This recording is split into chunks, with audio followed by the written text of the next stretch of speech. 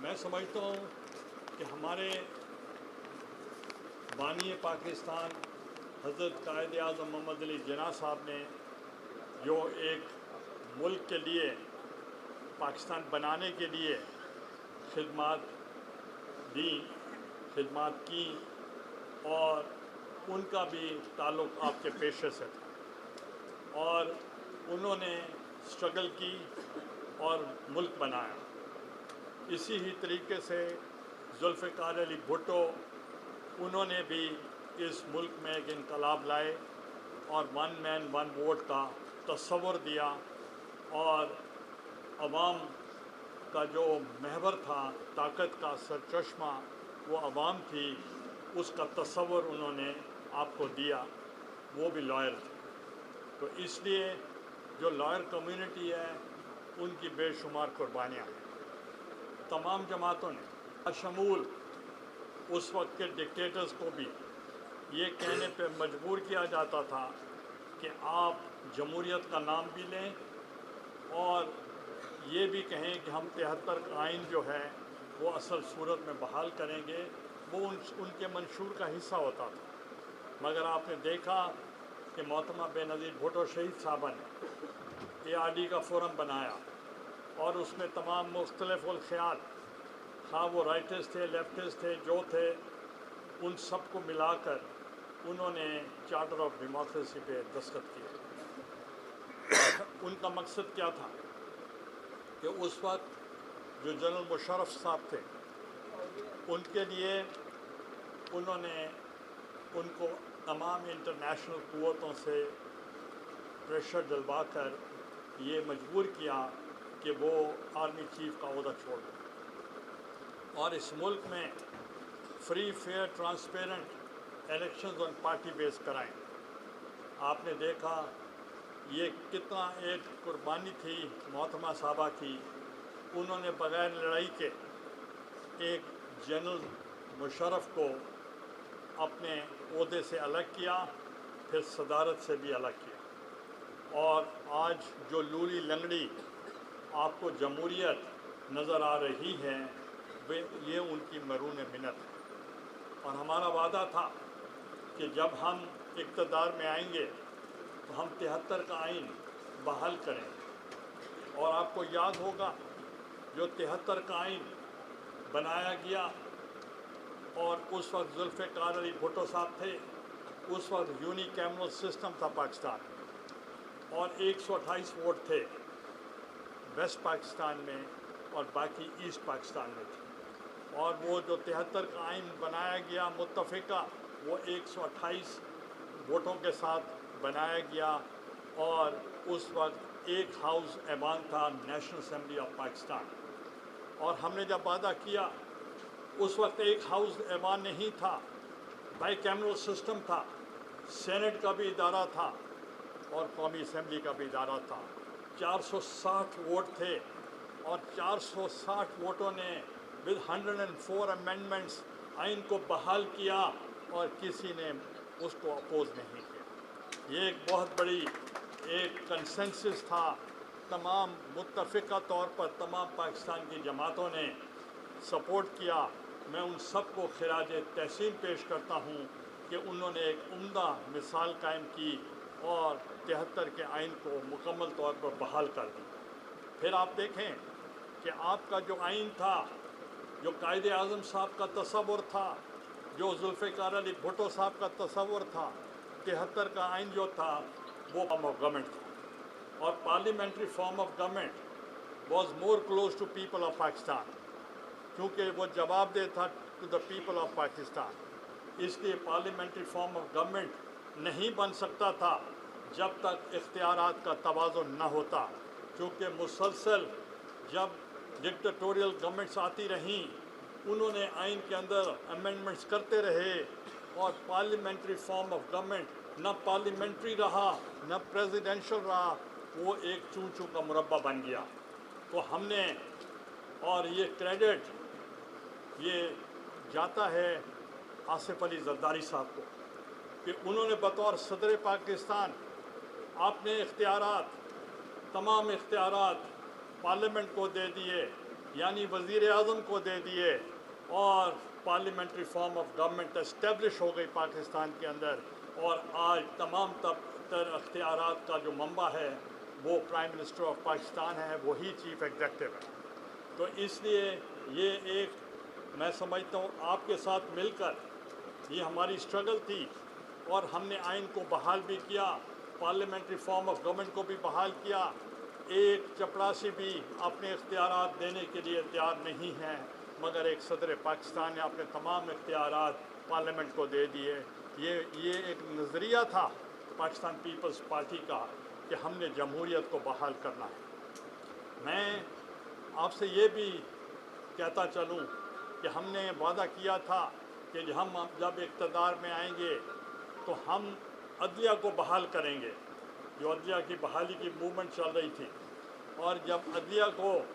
ان پہ قدغنیں لگیں، اور پھر میڈیا پہ جب قدغنیں لگیں، اور جنرل مشرف کے دور میں محترمہ بے نظیر بھٹو صاحبہ فوری طور پر پاکستان آ گئی، اور انہوں نے میڈیا کی آزادی کے لیے بھی اور عدلیہ کی آزادی کے لیے بھی انہوں نے لانگ مارچ شروع کی، اور اس میں وہ بھی ہاؤس اریسٹ ہو گئیں، میں بھی قید ہو گیا، ہمارے ہزاروں کارکن قید ہو گئے، اور ہمارے اوپر دہشت گردی کے کیسز رجسٹر کیے گئے کہ ہم نے جو باتیں کی وہ غیر آئینی تھیں، غیر جمہوری تھیں۔ مگر آپ نے دیکھا کہ بطور وزیر اعظم کی حیثیت سے جو میرا پہلا آرڈر تھا وہ یہ تھا کہ جو سپیریئر جوڈیشری کے جو ججز ہیں، جو نظر بند ہیں، ان کو میرا پہلا حکم ہے کہ رہا کر دیا جائے، اور وہ رہا ہو گئے۔ پھر اس کے بعد آپ نے دیکھا کہ جب زیادہ موومنٹ آگے چلی تو اب لوگ بہت سے باتیں کریں گے، کوئی کہے گا کسی نے بحال کیا، کسی نے کہا کسی نے بحال کیا یہ عدلیہ کی بحالی۔ تو میں آپ کو بتانا چاہ رہا ہوں میں نے اپنے ایگزیکٹو آرڈر کے ذریعے بحال کیا، اور ایگزیکٹو آرڈر کے بغیر کوئی چارہ نہیں تھا۔ ہم نے وہ ایگزیکٹو آرڈر کے ذریعے بحال کیا، اور جوڈیشری آزاد ہوئی، اور آج بھٹو صاحب بھی عدالتوں کا احترام کرتے رہے،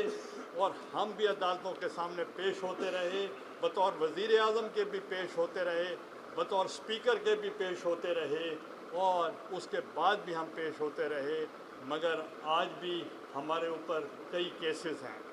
لوگ کہتے ہیں کہ ہم NRO چاہتے ہیں، تو اگر ہم نے NRO چاہتے تو ہم عدالتوں کا احترام کیسے کرتے اور عدالتوں کے سامنے پیش کیسے ہوتے؟ تو ہمیں اپنے عدالتوں پہ ہمیں اعتماد ہے، تو انشاءاللہ ہمارے جو کیسز ہیں ہم عدالت کے ذریعے ہم پیش ہوتے رہیں گے،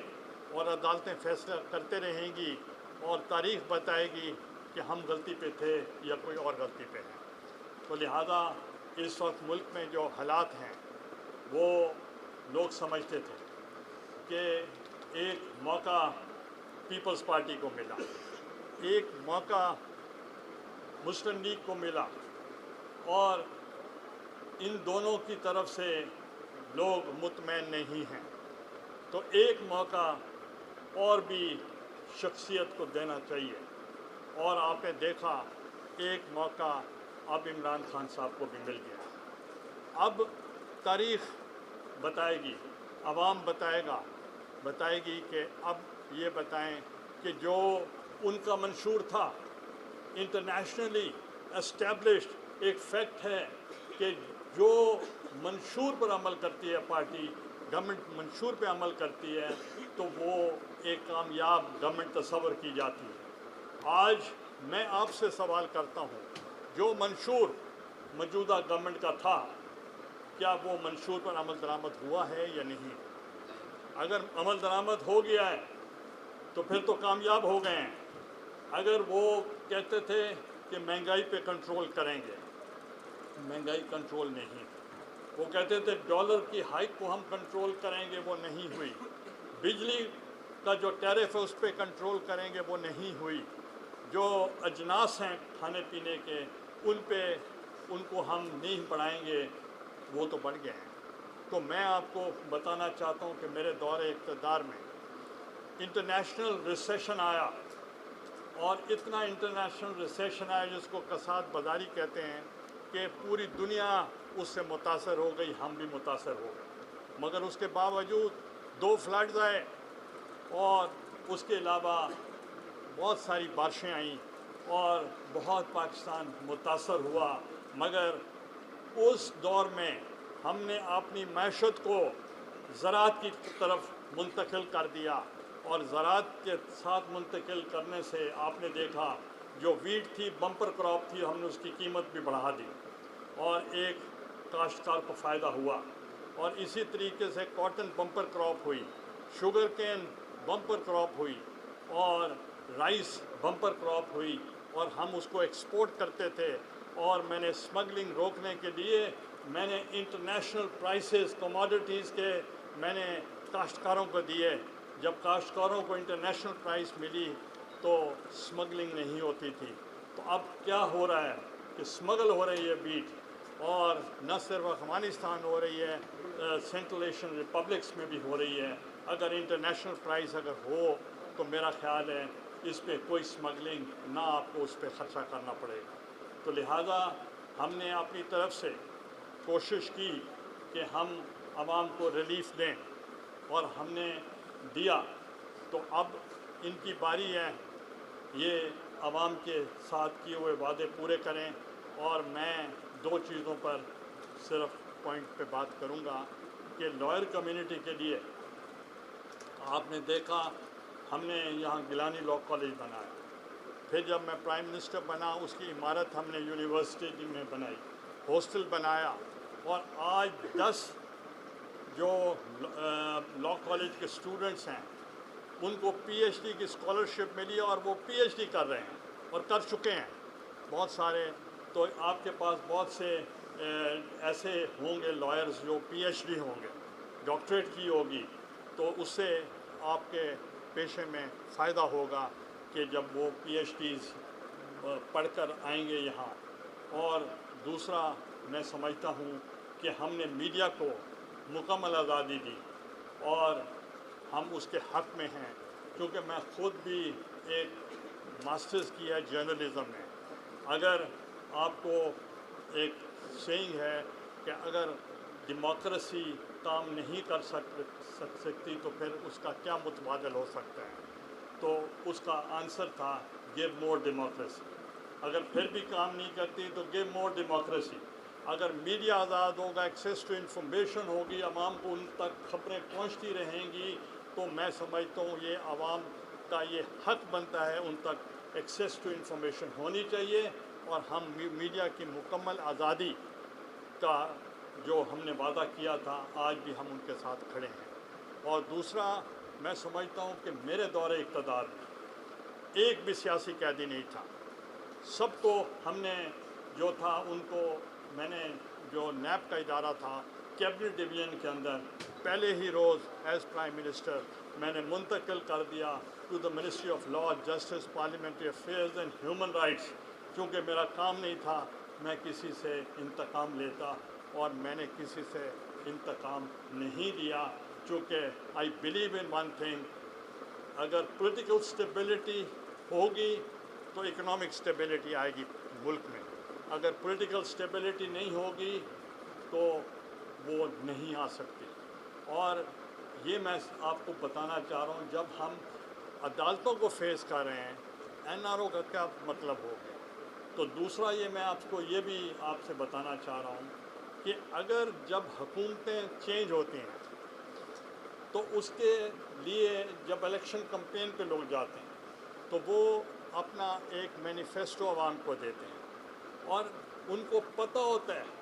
कि इस वक्त मुल्क में क्या ख़राबियाँ हो चुकी हैं, और वो चैलेंज एक्सेप्ट करता है कि ये ख़राबियाँ हो चुकी हैं और मैं वो चैलेंज एक्सेप्ट करता हूँ और मैं उसको आगे लेकर चलना चाहता हूँ। अब ये नहीं हो सकता कि तीसरा साल हो जाए